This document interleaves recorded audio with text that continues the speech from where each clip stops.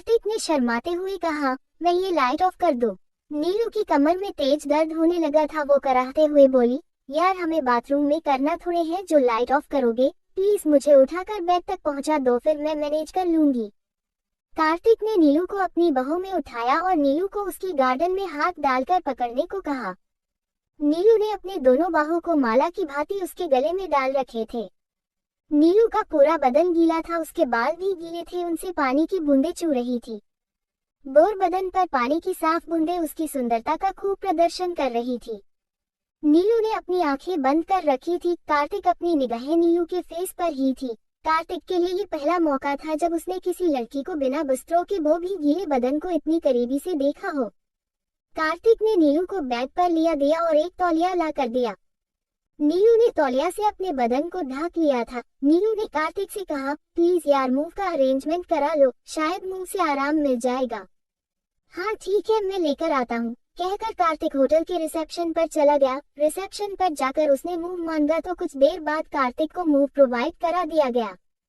करीब 10 मिनट बाद कार्तिक मूव लेकर वापस कमरे में लौटा। नीलू अभी भी उसी हालत में पड़ी हुई थी, बस अब उसने चादर ओढ़ ली थी।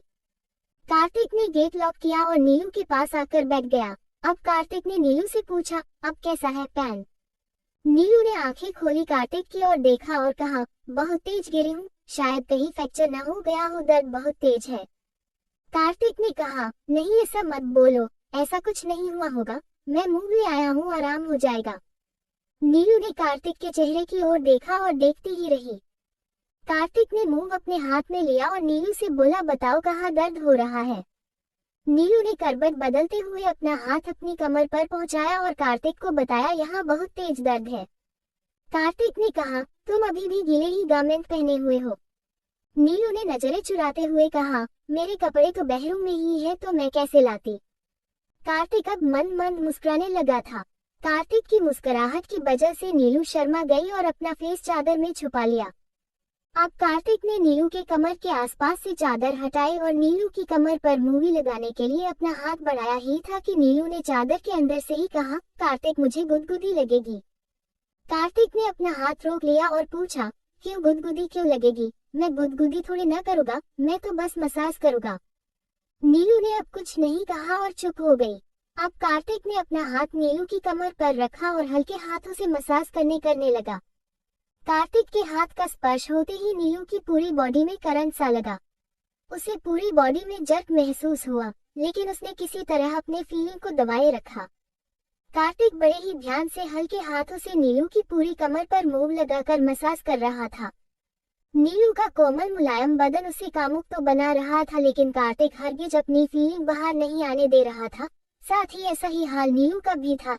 एक पुरुष स्पर्श और मसाज का एहसास उसकी फीलिंग को खास बना रहा था, लेकिन चादर के अंदर मुंह किए हुए नीलू मदहोश होकर अपनी आंखें बंद किए हुए थी।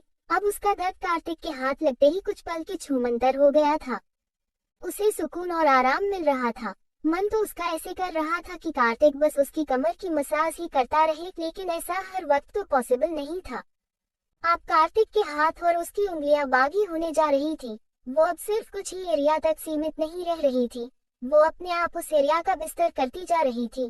पहले कार्तिक की उंगलियां केवल नीलू की कमर और उसकी रीढ़ तक ही जाती थी, लेकिन अब वो मुंह की चिकनाहट के साथ इधर उधर भी फिसलने लगी थी। ऐसा करने से नीलू की बॉडी और उसके रोंगटे खड़े होने लगे थे। कार्तिक अब भली भांति समझने लगा था कि उसके हाथ अब न जाने कब अपनी हद पार कर जाएंगे, इसलिए अच्छा यही होगा कि इन बागी होती उंगलियों की ख्वाहिश को यही दफन कर दिया जाए और कल्पना के सागर में जाने से पहले ही बाहर निकल लिया जाए। कार्तिक का हाथ अचानक रुक गया और कुछ पल के रुका ही रहा, लेकिन जिस जगह पर रुका था उस जगह पर उंगलियां लगातार अपनी हरकत करती रही। अब कार्तिक ने नीलू के बिल्कुल पास जाते हुए पूछा, अब कैसा महसूस हो रहा है? नीलू ने बिना आंखें खोले ही कहा, बहुत अच्छा लग रहा है। कार्तिक ने कहा, मेरा मतलब दर्द कैसा है अब? नीलू ने अब आंखें खोली और कार्तिक की आंखों में देखा और कहा, हाँ अब कम है दर्द। कार्तिक ने पूछा, तो अब लंच मंगवा लूं? थोड़ा सा कुछ खा लो तो एनर्जी आ जाएगी।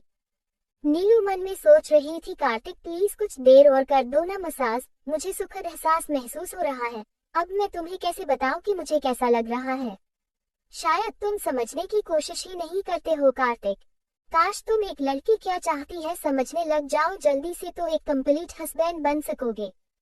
कार्तिक भी अपने मन में सोच रहा था कि काश तुम थोड़े देर और मसाज करने को कह दो, इसी बहाने ही सही मैं तुम्हारे बिल्कुल करीब आ सकूं, करीब ही नहीं बल्कि तुम्हारे कोमल से बदन को स्पर्श कर सकूं और खुद और तुम्हें कुछ खास अनुभव दे सकूं।